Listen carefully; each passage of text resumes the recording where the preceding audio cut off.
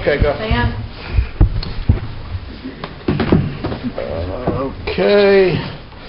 In conformance with the Open Public Meeting Law, Public Law 1975, Chapter 231, adequate notice of this meeting setting forth time, date, place, and purpose of the special meeting through notice posted on the bulletin board in the municipal building, mailed to whoever requested and paid for same, and mailed to the Suburban Trends. Roll call, please. Mayor Sarah. Here. Council President Lynn. Here.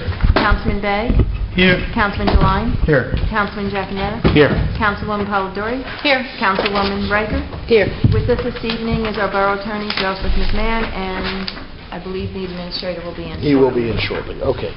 Motion to open the meeting for public comments. So moved. Second. Councilman DeLine, Councilman Vennon, all in favor? Aye. Motion, anyone from the public like to address just this special session? Okay. I'm going to let you take it off from there, whoever's going to talk. All right. So, good evening, Mayor and Council, and some members of the public. Thank you for giving us this time this evening to present the Floodplain Restoration and Implementation Plan Summary to you. Give you a little bit of background on it. First, introduce myself, Lauren Vennon. I'm Chairwoman of the Flood Advisory Board. Steve Florman is with me. He is the Chair of our Stormwater Management Committee. So we will, introduction, how did we get here? How did we get to this point of presenting to you what it will amount to a floodplain master plan? Back in 2016, Steve and I attended some continuing ed seminars by Rutgers University and made contact with their Water Resource Department and with the Rutgers Cooperative Extension Service. At that point, we were looking for a plan for what can be done with all of the properties that have been bought out, the floodplain open space that has been preserved for flood storage, properties where houses were demolished to get families out of the floodplain, creating open space that saved and helped certain families, but that land, we knew that land had the potential to be used for the protection of the rest of our community. So we talked to Rutgers, we made some contacts with Dr. Brechta as an engineer with their Water Resource Department and Jeremiah Bergstrom, a landscape architect with their Water Resource Department. And we began working through what are our possibilities. First thing that needed to be done was an assessment of what was going on in the borough, what was our land use, what was our land cover. So we had an impervious coverage assessment that was performed by Passaic County at no cost to the borough. The county offered those services to help further us along this goal and help conserve some municipal resources. Once the impervious cover assessment was done, the data that was gathered was turned over to Rutgers Water Resource Department, and the development of this floodplain master plan was started. So Steve is going to take over and slide and go through what Rutgers has given us. All right, thank you, Lauren. So just give a little background, like Lauren had said. What Rutgers looked at was what in the town from the recent properties or the buyouts, open space, can be improved to help further basically environmental impacts, help make the town both ecologically more valuable, improve our community as much as we can. So the opportunities they had were basically looking at open space, looking at forested areas, any kind of redevelopment that could be done. Because we have a lot of the open space in south end of town that's just mowed lawn that DPW goes out and takes care of, which, as nice as it is, ecologically it's not the best. Granted, it's better than a house or better than a parking lot, but we would like to see natural forested areas around the Morris Canal, around the south end of town, bring back some species, bring back a nice natural ecosystem, with the main benefit, on our end at least, of the natural ecosystem like that helps us absorb floodwaters. It helps absorb the rain, it prevents runoff, it helps the flooding. Little steps, I mean, it's not granted, we're not talking large, big, huge overall impacts of flood walls and barriers and stuff, but every little drop counts is the way we look at it in a situation like this. Whatever we can get, we need to take. So Rutgers looked at in this concept study two main areas, the Willowfield complex and the bought out properties on River Edge Drive. So like I said, stormwater and flood storage was the primary reason that we had done it on the flood board's end and the stormwater management committee. Help clean our water up, help stabilize our banks, because I know there's definitely erosion on the Ramapo, this is a kind of a holistic approach to improving our town. The side benefits of it We gotta are... leave that open, Mary Beth. We gotta leave the door open. Yeah. The side benefits are opportunities for recreation, opportunities for learning, opportunities for trails, and the biggest thing I want to convey to Mayor and Council is maybe shifting our mindset a little bit on the flood board is our waterways are not a liability, but they're an asset. That's one of the things to look at is what can we do to improve our town, make it look nicer, attract more people to the rivers, and just learning experience. The Morris Canal Greenway so far has been a fantastic step forward, and I want to keep that momentum going with some of the options and availability and available outcomes from this study. So the key to the way that Rutgers broke it down for us, and this is what they've been doing through other towns around the state. Recently they've been working with Woodbridge, which is another town with significant flooding concerns. They've been working with Camden. They've been working with urban areas such as Camden, Patterson, I think it's like I said, Woodbridge, it's Bound Brook, big, heavy Perth Amboy, large flood communities, and they've got down to a good system now. And they're key to helping, and what we love most about working with them and about the outcome of this report is mini projects. We're not looking at capital improvements of spending hundreds of thousands of dollars to plant trees all throughout town. We wanted to look and see what can we find for little projects, $1,000 here, $2,000 there, a few $100 here even in some of these cases, which helps the town go after the proper grant vehicles. Rutgers can help us, guide us with getting sustainable Jersey. They can help us guide us with DEP offers a lot of grants. So a lot of the information from this report can be parsed out and can help us acquire some funding, which is, I think, the most important part of this report of everything. So even though it's a concept, they went pretty well developed on these. So I believe we sent the PDF around. I don't know if the council's been able to look at it yet. It's a big one. I don't expect everybody to look through it, but the pictures are nice and you get some. If anything, I'd say look towards the tables in the report. Look towards some of their key items. There's a lot of it that's just kind of landscape architecture, engineer talk, which I don't even like reading as an engineer sometimes, so I can't blame anybody else who doesn't. But the key is like the technical resources, and most importantly, they broke down some very good cost estimates. Very high level, but still reasonable cost estimates. And went so far as saying, well, you know what, you can do these projects here without getting a DEP permit. You can do these projects that haven't worried about soil conservation. Little things here and there which help expedite getting this work done, which I think is all the more important that if we get a Sustainable Jersey grant next year for some reason, we don't waste any of that money on permitting fees, on other overhead style costs. We can put as much as possible into getting these projects done. So here's just a quick little sample. I don't know if you can see it on your screen, but it's a nice little layout. They gave us some samples. They gave us some general usages that can be done with the area. Basically ideas of what to do with parking, with river access, how you can implement the trails. Granted, this is the Morris Canal Greenway section, but there's some improvements that can be done, like I said before, along the properties there. Tying in existing parkland, and then of course adding in the key components such as stormwater, wetlands, and flood storage, which again helps soak up that water, help reduce flooding. Like I said, every little bit is going to count. And hopefully, if Pompton does it, maybe then Oakland will look and see what we did. Maybe Mahwah will look and see what we did. This is, I think, they'll get the ball rolling is the ultimate goal on this. It's not the silver bullet, but it's a good step forward to show people that we're doing something and help maybe get the ball rolling with adjacent communities, and in the end, improve every little part of northern New Jersey as we can. The main area they looked at was the Willow Field area too. So they had some ideas. Again, same thing, just a general overall plan with a little section of what they anticipated it looking like down here in the bottom between the natural area and then blending in through the trails and some wetlands and some parks. Again, Rutgers is big on learning opportunities, so we've done that already at Hirschfield with some signage. And this could be, again, same use, outdoor classroom style stuff, out and just kind of educating people on stormwater management, on flood control, and why towns flood. I mean, that's part of what the document covers. This is actually the Willow Field Complex plan, which is, I believe the timing for all this is great between the improvements that Willow Field want to do and this report coming out. They've meshed very well together. That's one thing that I liked, is seeing the opportunities that both these projects together can do as a net benefit between improving parts and making sure that everything is done like I said, holistically, get everything to look nice, look clean, include the type of plantings, and include the lower cost, low maintenance items so that we don't have to have guys and volunteers. There we go. And volunteers out there constantly maintaining stuff, replacing stuff. But, So just to go back, just so some people, I know most of the audience do, but even some of the council, that's the plan, there's a plan that we're proposing through the open space. this is a draft. With the draft, that walkway that you see around there now is not really actually there, that's in the plan. And some changing of plans, incorporating what you're bringing up right now would also be part of the plan, which is what I think you're asking. Yes. But just for the general use, that's the plan we're trying to shoot for.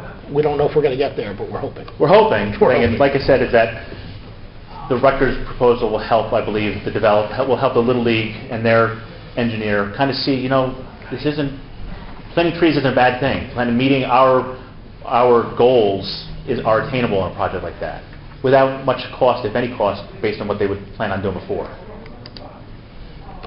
This is probably, I would say, probably the most important part of, you can't see it, it's little, when you get the PDF, you're going to want to look at it there, but this is their overall cost breakdown. You can see little plantings from, I can't even read from the screen, but small projects. I mean, looking little stuff from $0 to $50, under $100, $200. Nothing here is big until you get down to some very, very large wetland stuff, but those are way down the road. We're looking for large grant funds. So ideally, most of this we can hammer out with grants from Sustainable Jersey and other sources like that. That's the ultimate goal that the board has for this report. And also, like you said, it's good timing with the proposed projects. There might be some of these things we can work into the proposal of the grant for the Willow Field Complex. Exactly. That we didn't talk about yet. So, some of those simpler ones maybe we can, incorporate in there. Exactly. And then the other thing that I didn't mention about this report, I should say, is that it doesn't just benefit stormwater management and flood board. Members of Shade Tree, I think Randy here is going to, once he gets his fingers in this report, it's going to be good for all the different environmental related committees and boards. There's a lot of very good useful information for open space, for environmental committee, stormwater flood board, Shade Tree. This is a borough-wide report, in my opinion. So it's a very good reference and tool that can be shared throughout all the different committees. And I'm going to turn it back over to Lauren. Pretty good. Yeah, we're pretty good on time. Okay, so some of our next steps. We have this plan. I think Steve touched on some of the really important key ideas that Rutgers emphasized. And again, that this does apply and benefit various parts of our community, not just flooding. It is a floodplain master plan, but that concept, of using the rivers as an asset and of reframing our rivers for recreation and helping make the south ends more desirable in that way. We've already started with the trail system, with the Morris Canal Greenway, to continue that momentum of we have something valuable. Open space is valuable, and this floodplain storage area is valuable. The habitat restoration will help further that, while also helping give us some protection. So our next steps, with the Willow Field Complex, we already have mentioned at the last open space meeting, we did bring this report to the attention of the engineer. So we got a very favorable response to that, and we're hoping that these recommendations can get folded right in. They were going to do habitat restoration as part of that plan anyway. Well, here's some things we're already figured out for you with that.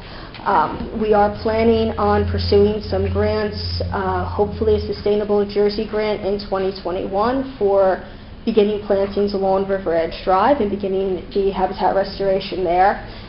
The grant cycle for that is very early in the year, January, February, so we're a little bit late for 2020 Sustainable Jersey grants.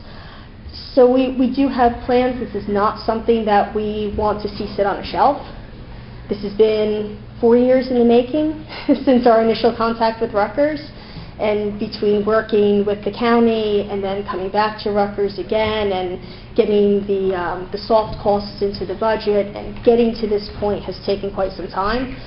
So we do not want to waste any more time on getting this implemented. So I thank you very much for your time and attention, and thank you for attending. And questions? All right, so to start off, I got to thank all you guys. I know most of the group is here. Thank you for all the hard work you do with everything you're doing, especially with the flood, with the open space.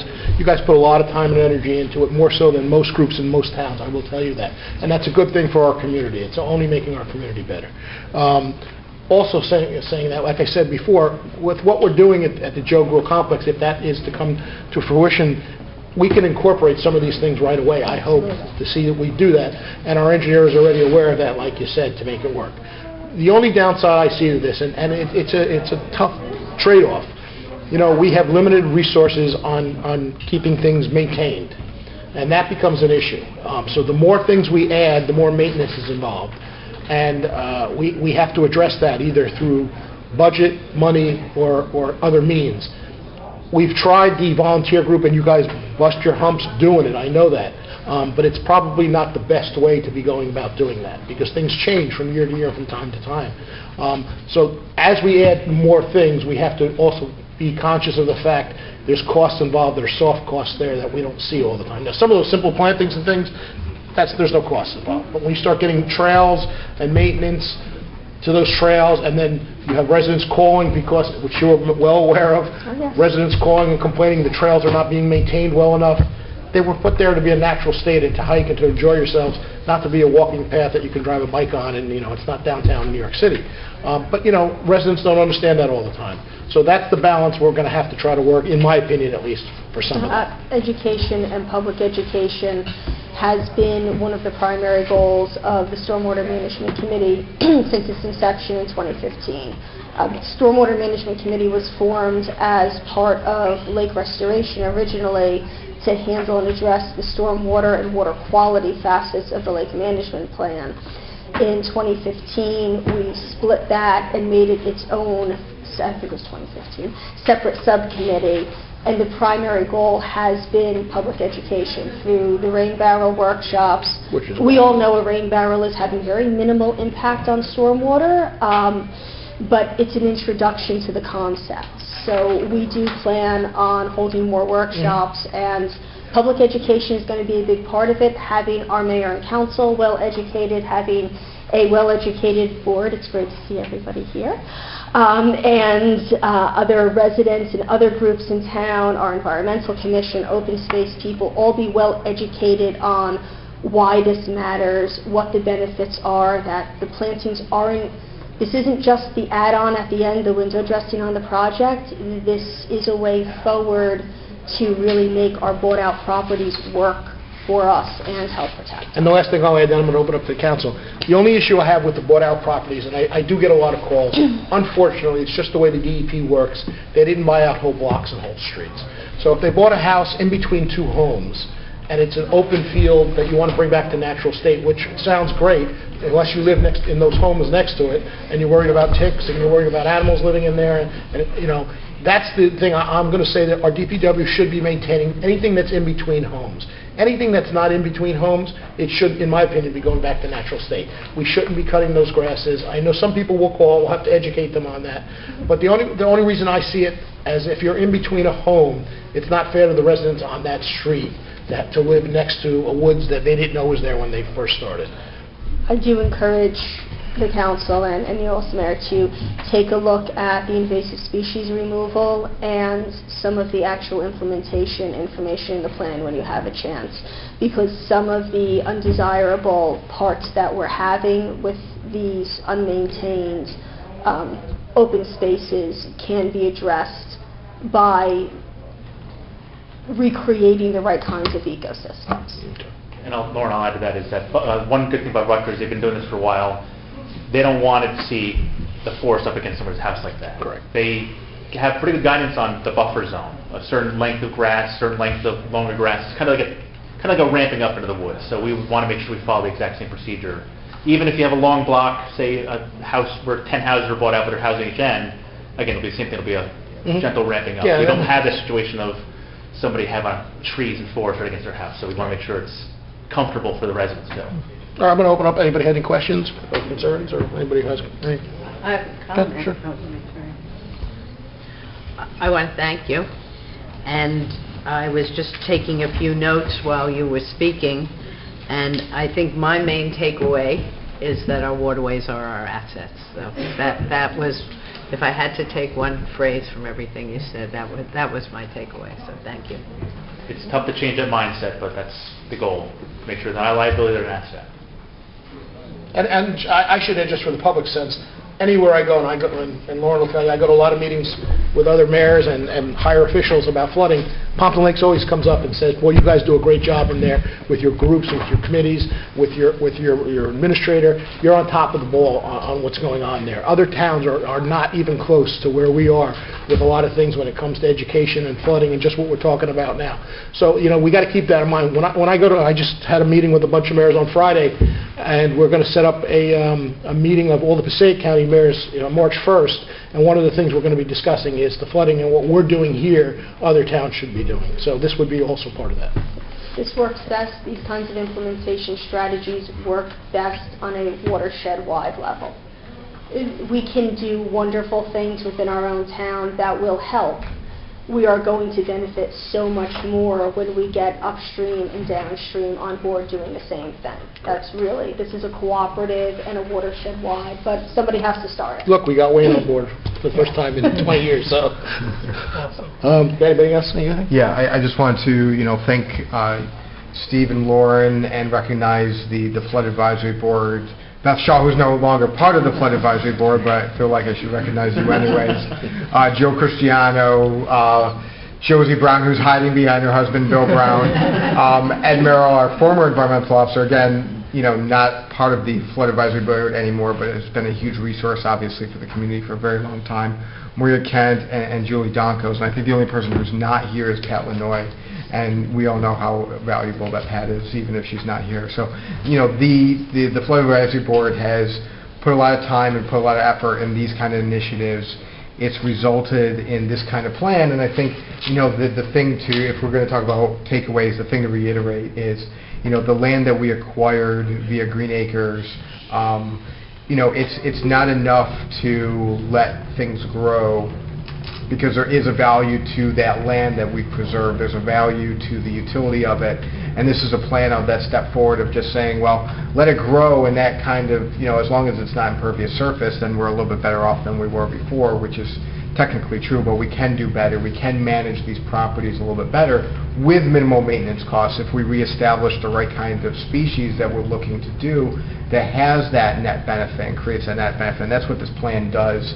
And as you can see from one of the pages with the implementation costs, it doesn't require a huge financial expenditure on our part. There's grants out there, there's volunteer options, even just for a one-time kind of thing. So, it's good that we have a plan, it's good that there's also the idea that we're going to move this very progressive plan forward for the borough. Good. Anybody else? Just want to thank you guys for all your hard work. I know how much work you put in, and as well as your board. Okay, so, I think we also have a good working, you guys and the council and all these committees that you've mentioned before all work well together. So, I'm glad to see that the open space is taking a look at some of the things too, and the Shade Tree, of course, is always on top of what's going on. And so all these groups are going to work together on everything we do here. And I think, if we can get a couple small grants, we'll see where we can go with this. So, thank you guys for coming. Thank you. Thank you. Thank you. Thank you. Anyone from the public have a question or concern you want to ask or say? Okay. You good? All righty. Thank you. Okay, motion. Get us to the floor.